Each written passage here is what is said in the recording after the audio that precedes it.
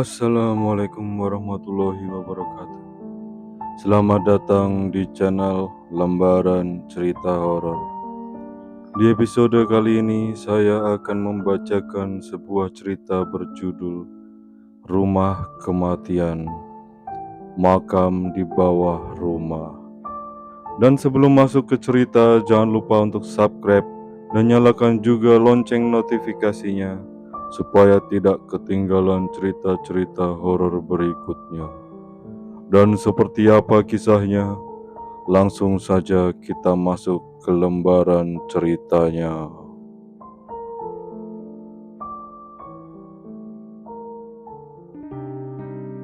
Dimas dan Wulan baru saja membeli rumah tua di pinggiran kota. Harga rumah itu sangat murah dan mereka merasa sangat beruntung bisa mendapatkannya. Rumah itu besar, dengan halaman luas dan taman yang terawat. Namun, mereka tidak menyadari ada rahasia gelap yang tersembunyi di bawah fondasi rumah tersebut. Pada hari pertama mereka pindah, Dimas dan Wulan merasa sangat senang. Mereka mulai membersihkan rumah dan mengatur perabotan. Malamnya, setelah lelah seharian bekerja, mereka memutuskan untuk tidur lebih awal. Tapi pada saat tengah malam, Wulan terbangun. Wulan mendengar suara gemerisik dari bawah lantai. Dimas, kamu dengar itu? Tanya Wulan sambil menggoyang-goyangkan suaminya. Dimas mengerang dan membuka mata. Dengar apa? Suara apa, Wulan? Ada suara gemerisik dari bawah lantai. Jawab Wulan dengan suara cemas. Dimas mendengarkan sejenak, namun tidak mendengar apa-apa. Mungkin hanya tikus atau hewan kecil lainnya. Besok kita periksa, kata Dimas sambil menepuk bahu Wulan dengan lembut. Namun, suara itu tidak berhenti. Semakin malam, suara gemerisik berubah menjadi suara langkah kaki yang berat dan suara berderak. Wulan tidak bisa tidur dan terus merasa cemas. Pagi harinya, Dimas dan Wulan memutuskan untuk memeriksa ruang bawah tanah. Mereka menemukan pintu menuju ruang bawah tanah yang tersembunyi di belakang lemari besar di ruang tamu. Dengan hati-hati, Dimas membuka pintu itu. Tangga kayu yang berderit mengarah ke bawah. Mereka menyalakan senter dan mulai turun. Ruang bawah tanah itu gelap dan lembab, dengan bau tanah yang menyengat. Di sudut ruangan mereka mendapati sesuatu yang membuat mereka terkejut. Ada sebuah makam tua, lengkap dengan nisan batu tua yang tertutup lumut.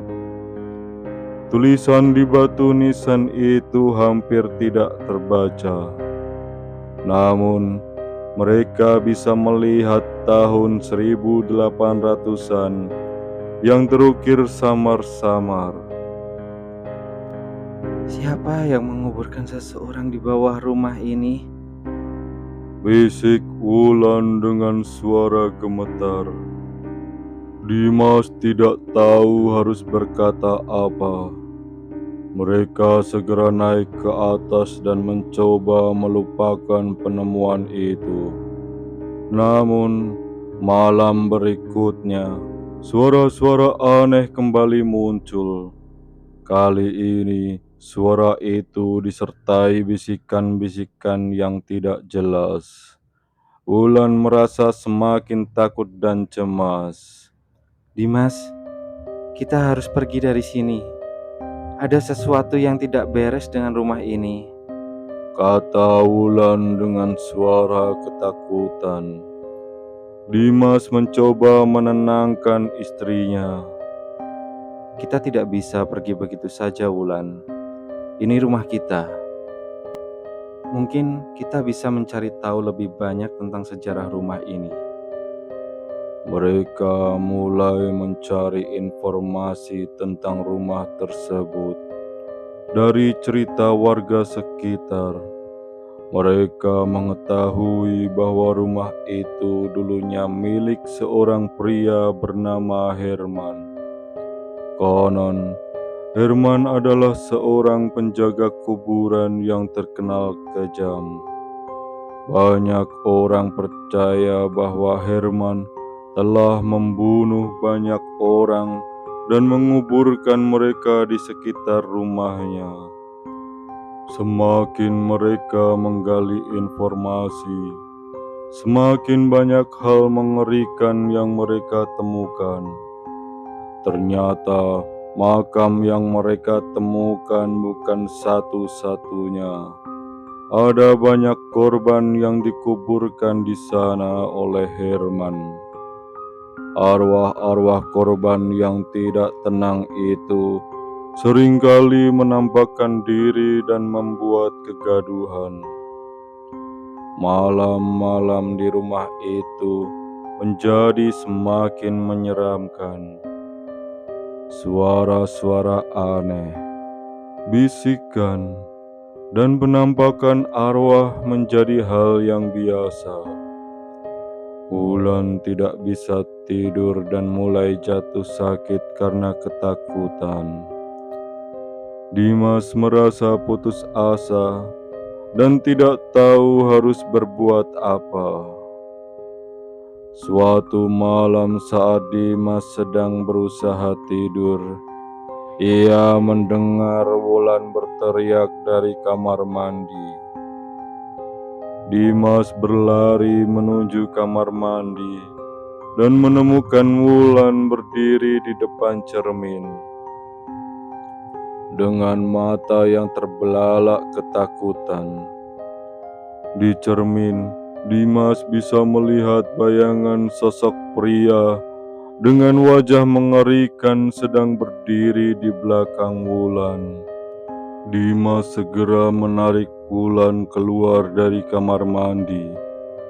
Tetapi bayangan itu mengikuti mereka. Sosok itu semakin mendekat, dan mereka bisa merasakan hawa dingin yang menyelimuti ruangan. Dengan cepat Dimas mengambil garam dan menyebarkannya di sekitar rumah, berharap bisa mengusir sosok itu. Namun usaha Dimas sia-sia. Sosok pria itu terus menghantui mereka, membuat hidup mereka seperti neraka. Wulan pun semakin jatuh sakit. Dimas merasa putus asa dan tidak tahu bagaimana caranya mengusir arwah-arwah itu. Akhirnya, Dimas memutuskan untuk meminta bantuan paranormal terkenal, Pak Surya. Pak Surya datang ke rumah mereka dan segera merasakan kehadiran arwah-arwah yang penuh dendam. Ia melakukan ritual pembersihan dan berusaha mengusir arwah-arwah tersebut. Arwah-arwah ini sangat kuat dan penuh dengan dendam. Mereka tidak akan pergi begitu saja, kata Pak Surya dengan serius. Kita harus mencari cara untuk menenangkan mereka dan memberikan mereka kedamaian.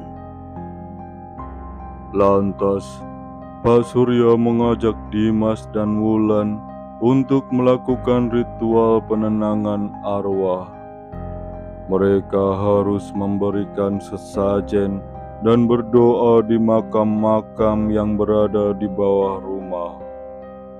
Dengan hati-hati mereka turun ke ruang bawah tanah dan memulai ritual. Malam itu, Dimas, Wulan, dan Pak Surya berdoa dengan khusyuk. Mereka berharap bisa menenangkan arwah-arwah tersebut. Namun, saat mereka sedang berdoa, suara langkah kaki yang berat terdengar dari tangga.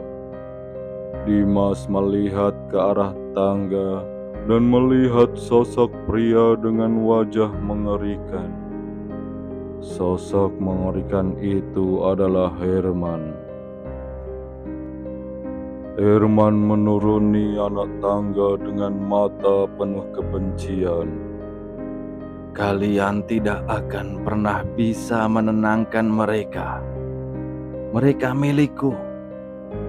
Teriak Herman dengan suara menggelegar.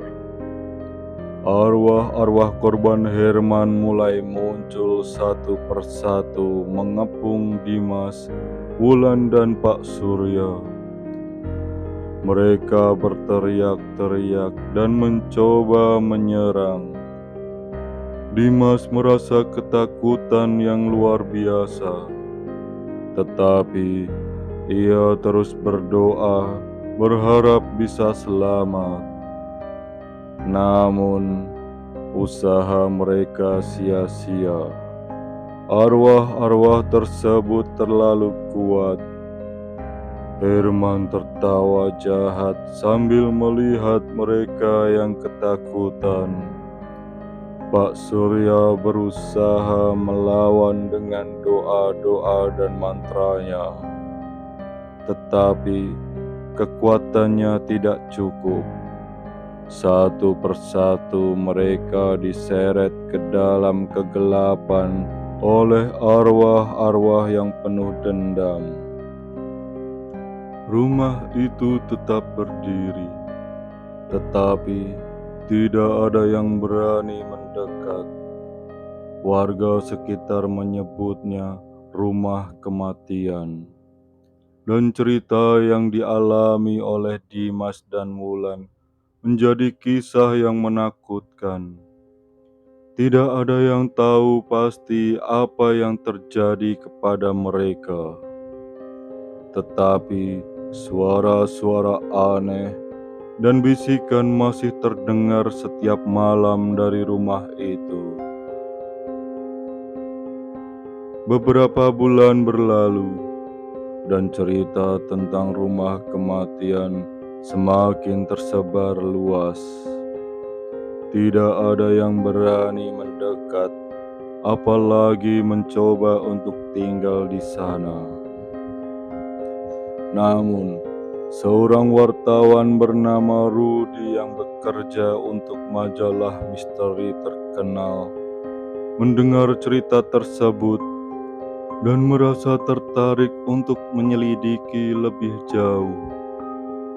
Dia merasa cerita ini bisa menjadi berita utama yang menarik para pembaca.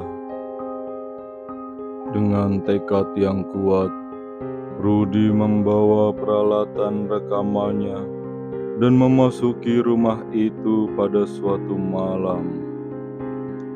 Begitu dia memasuki rumah, hawa dingin langsung menyambutnya, membuat bulu kuduknya berdiri. Meskipun merasa gugup, Rudy mencoba tetap tenang dan mulai memeriksa setiap ruangan, merekam setiap sudut rumah.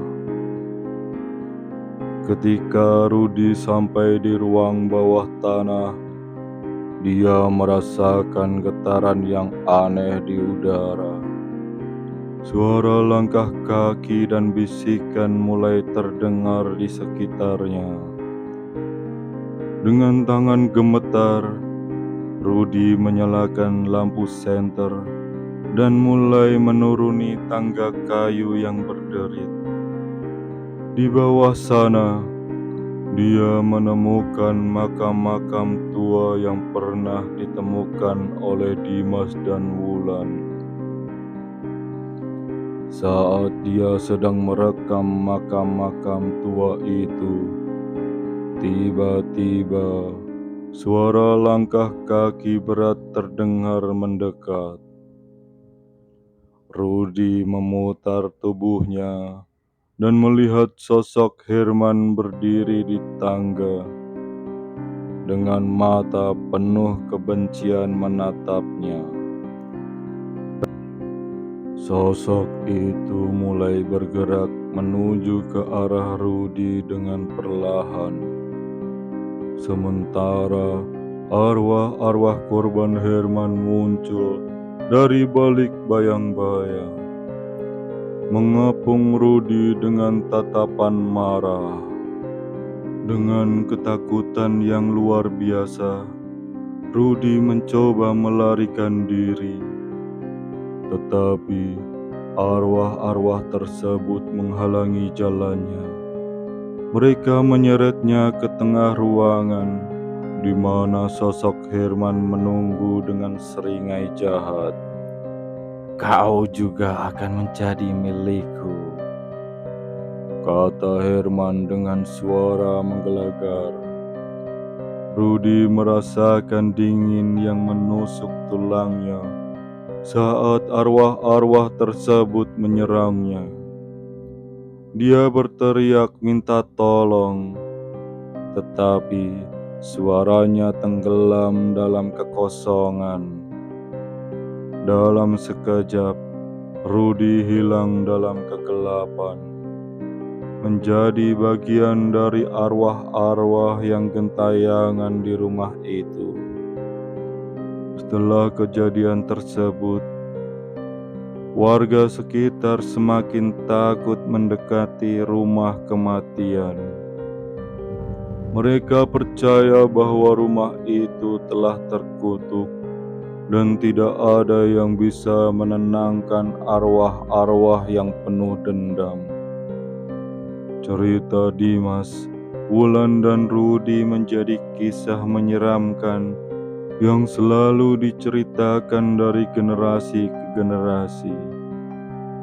Rumah itu tetap berdiri, sunyi dan menyeramkan, sebagai pengingat akan kekejaman dan penderitaan yang pernah terjadi di sana. Setiap malam, suara langkah kaki, bisikan, dan jeritan masih terdengar, menandakan bahwa arwah-arwah tersebut masih mencari kedamaian yang tidak pernah mereka dapatkan. Tidak ada yang tahu pasti apa yang harus dilakukan untuk mengakhiri kutukan di rumah kematian.